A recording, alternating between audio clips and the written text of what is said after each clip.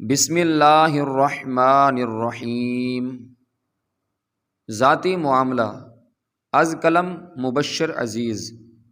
کچھ عرصے سے پاکستان میں شادیوں پر دلہن کا ناچ اور پھر بعد از نکاح دولہے کی طرف سے بوسہ ایک روایت بن چکا ہے، جو کہ فی الحال پیشانی پر ثبت کیا جاتا ہے۔ شروعات میں یہ خرافت صرف امراء کے طبقے تک محدود تھی، لیکن پھر متوسط طبقے میں بھی سرایت کر گئی، جو کبھی شرم و حیا کا علم بردار ہوا کرتا تھا۔ کھلے ذہن کے لوگ تو اسے تسلیم کر چکے ہیں، لیکن افسوس اس وقت ہوا کہ جب متوسط طبقے کے کچھ قدامت پرست بھی اس فعل کی حمایت کرتے نظر آئے کہ یہ حلال بوسہ ہے، لوگوں کو کیا تکلیف ہے، اور باقاعدہ اسلامی حوالے دیے گئے۔ ابھی اس بحث مباحثے سے نکلے نہیں تھے کہ ابھی ایک چھوٹی سی ویڈیو نگاہ کے سامنے سے گزری، جس میں پہلے خاتون نے بوسہ لیا اور پھر مرد نے بھی اس کا جوابی بوسہ لے کر فخریہ انداز میں کہا، غلط مت سمجھنا، ہم دونوں میاں بیوی ہیں۔ جی جناب، یہ تکلیف ہے کہ اگر اس چیز کا بھی دفاع کیا گیا تو ہر جگہ ہائیڈ پارک بن جائے گی اور لوگ نکاح نامے ہاتھ میں پکڑے گلی کوچوں چوکوں میں سرعام بوسوں کنار کرتے نظر آئیں گے۔ مسئلہ حلال حرام کا نہیں بلکہ خلوت کا ہے۔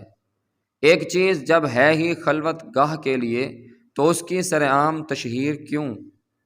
بہت سے لوگوں کے اس پر تبصرے آتے ہیں کہ آپ کو کیا تکلیف ہے، یہ ان کا ذاتی معاملہ ہے۔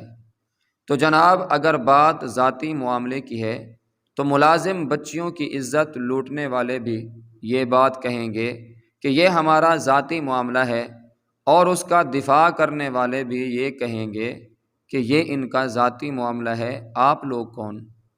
اگر تمام لوگ ایسی حرکتوں کا دفاع کرتے نظر آئیں گے تو کل کلاں کو پڑوسی ملک میں پہنچے ہوئے لیو ان کے رواج کو پاکستان میں آنے اور اس کو قانونی حق دینے سے کوئی روک نہیں پائے گا۔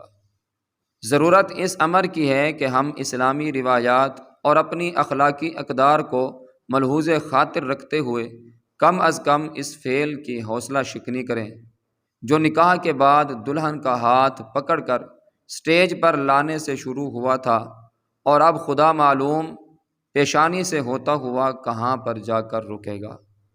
لکھنے کو بہت کچھ ہے، لیکن فی الحال اسی کو کافی سمجھیے اور اپنی اپنی رائے دیجیے، تاکہ مجھے بھی پتہ لگے کہ میں کتنا غلط ہوں۔ ایک بار درود شریف پڑھ لیجیے، صلی اللہ تعالی علیہ وآلہ وسلم۔